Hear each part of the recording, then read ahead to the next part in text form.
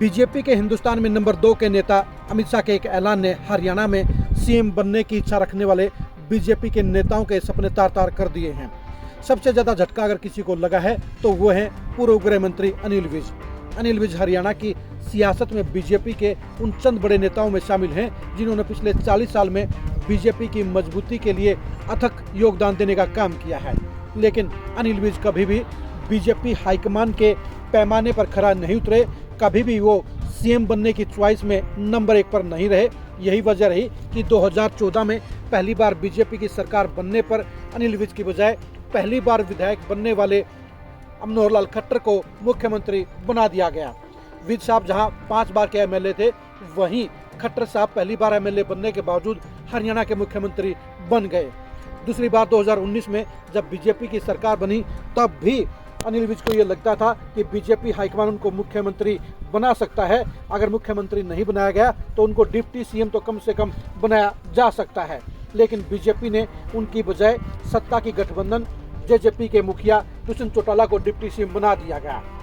अनिल विज को सबसे बड़ा झटका उस समय लगा जब 2 महीने पहले मनोहर लाल खट्टर को हटाकर नायब सैनी को मुख्यमंत्री बना दिया गया।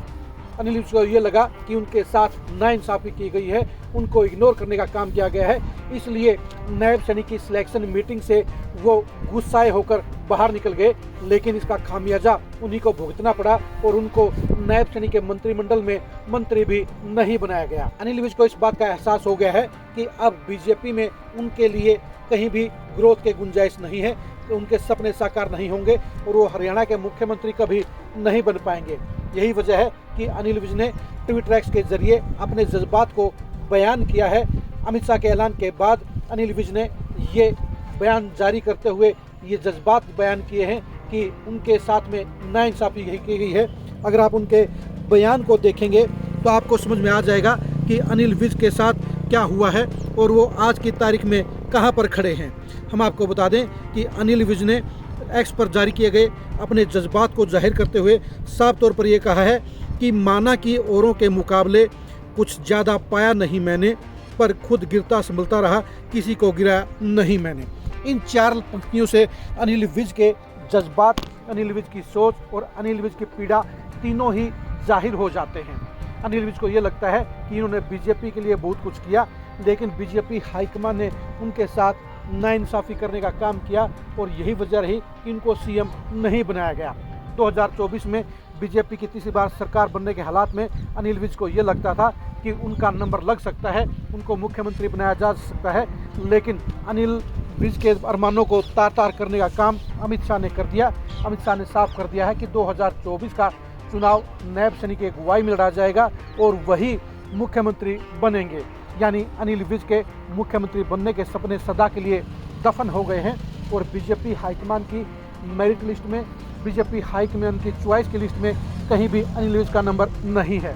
अनिल विज की सियासत अब उस दौर पर पहुंच गई है, उस मुकाम पर पहुंच गई है जहां उनका मुख्यमंत्री बनना तो दूर, उनके लिए विधायक बनना भी बेहद मुश्किल होगा, क्योंकि अनिल विज के साथ में अब बीजेपी की सोच नहीं है, बीजेपी का हाईकमान नहीं है। और यही वजह रही कि नाराजगी से घिरे हुए अनिल विज ने भी लोकसभा के चुनाव में अपनी पार्टी के प्रत्याशी बंतो कटारिया के लिए वो मदद नहीं की जो उनसे उम्मीद की जाती थी।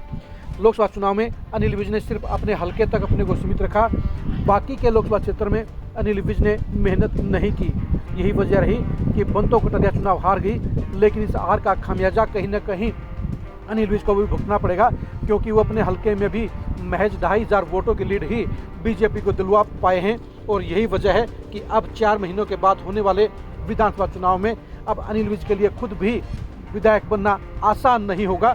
चित्रा सरवारा उनको बराबर की कांटे की टक्कर देंगी और वो पहली बार चुनाव हार भी सकते हैं। लेकिन सबसे बड़ी दिक्कत इस बात की है कि अनिल विज को जो सबसे बड़ा अरमान था, जो सबसे बड़ी ख्वाहिश थी, जो सबसे बड़ी मन्नत थी, यानी हरियाणा का सीएम बनने की उनकी जो ख्वाहिश थी, उनका जो अरमान था, वो पूरी तरह से टूटता हुआ नजर आ रहा है। क्योंकि अमित शाह ने साफ तौर पर कह दिया है कि 2024 का चुनाव सिर्फ और सिर्फ नायब सैनी की अगुवाई में लड़ा जाएगा।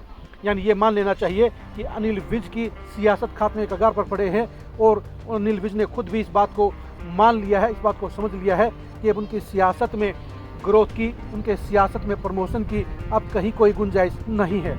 अनिल विज के सियासी भविष्य को जानने के लिए आप खरी खरी न्यूज़ के साथ बने रहिए। अनिल विज की बीजेपी में हैसियत को समझने के लिए भी आप खरी खरी न्यूज़ के साथ बने रहिए।